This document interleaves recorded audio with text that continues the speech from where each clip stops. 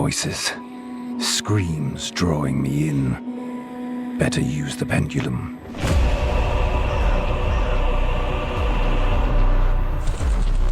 اگه فکر میکنید بازی‌های ترسناک دیگه چیزی برای غافلگیری ندارن، بذارید شما رو با یه عنوان کمتر شناخته شده و عجیب آشنا کنم. بازی که بیشتر از اینکه بترسوند میخواد تو رو داخل یک راز تاریک غرق کنه.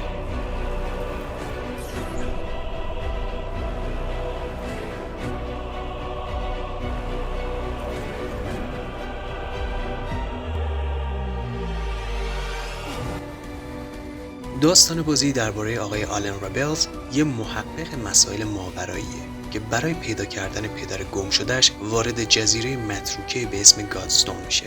جزیره‌ای که از دهه 1950 خالی از سکنه است و قبلا محل فعالیت یه فرقه عجیب غریب بوده. هرچی بیشتر جلو میرید با نشونه‌هایی از آیین‌های عجیب، ارواح و گذشته‌ای که بهتر بود دفن بمونه روبرو میشید. اما نکته جالب اینجاست که داستان بیشتر از طریق محیط روایت میشه. گیم پلی بازی هم ترکیبی از حل معما، مخفیکاری و اکتشافه و مهمترین ابزار شما یه پاندول جادویی که میتونه محیط رو تغییر بده و رازها رو آشکار کنه. این ایده واقعا جالب و مخصوصا اوایل بازی یاد گردنبند گرالت شما رو میندازه. اتمسفر و حسش چطوره؟ خب بزرگترین نقطه قوت بازی اتمسفرشه. مه غلیظ، صداهای عجیب و غریب، حس تنهایی مطلق. Oi, you there.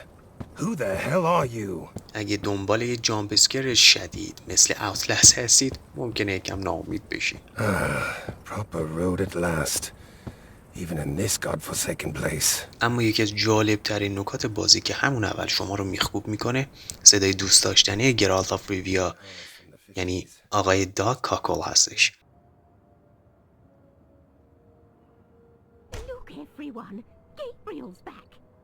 ریویوهای استیمو که داشتم بررسی میکردم یه سری چیزا مشترک بود. مثلا نکات مثبتی که بیشتری اشاره کرده بودن اتمسفر قوی، پازل‌های قابل قبول و صداگذاری جذاب بودن.